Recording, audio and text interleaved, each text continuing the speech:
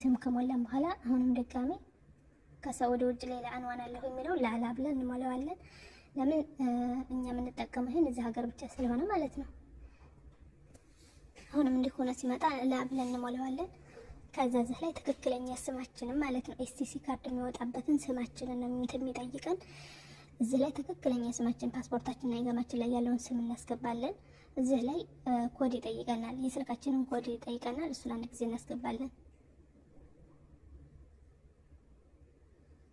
ካላስ አሁንም እዚህ ላይ ተም የሚለውን ነካለን።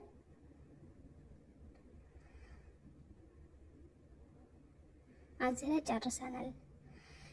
እንደገና ማለት ነው ያኔ ኤስቲሲ ፕላስቲኳን እንትን ለማለት ቀጥታ አፕሊኬሽኑ ላይ እንገባለን ድጋሚ ማለት ነው። ከዛ ወጥተን ከዛ እንዲህ ስንገባ መካከለኛዋ ላይ ነው የምንገባው፣ በጣቃት የምትለዋ ማለት ነው። ካርድ እንዲመጣልን ከፈለግን አሁን ተከፍቷል፣ በስልካችን መስራት እንችላለን። ግን ካርዷኛ ጋር እንድትመጣ ይሄን ማድረግ አለብን። እዚህ ላይ ያስመርጠናል። በጣቃ ረቃሚ ወላ በጣቃ ፕላስቲክ ይለናል። ፕላስቲክ የሚለውን ነካለን። እዚህ ላይ ከላይ የሚያስመርጡናሉ። ከዛ መዳ የሚለውን ነው ከላይ የምንነካው። መዳ ብለን ከዛ ከላይ እስተምር የሚለውን ስንነካ እዚህ ላይ የሚጠይቀን አሁን እናስገባለን።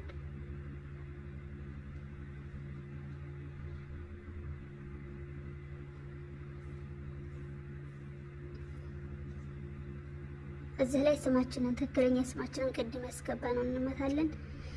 እዚህ ላይ ኮድ ይጠይቃል፣ ኮድ እናስገባለን። ከዛ እዚህ ላይ አንዋን ትክክለኛ የምንኖርበት ሎኬሽን እናስገባለን። ለምን ቀጥታ ነው የሚያመጡልን ቤታችን። ቦታውን ሁሉ ነገር ሳስተካክል እንሞላለን። እዚህ ላይ የሚጠየቁትን እያስተረጎምን ቢሆን እንምላቸው ቀላል ነው፣ ግን ያን ካልተሞላ እንትን አይልም። ያን እንሞላለን። አሁንም ሌላ ኮድ ይመጣልናል። ኮዱን በማስገባት ቀጥታ እንዲሆነ ይጠብቃል።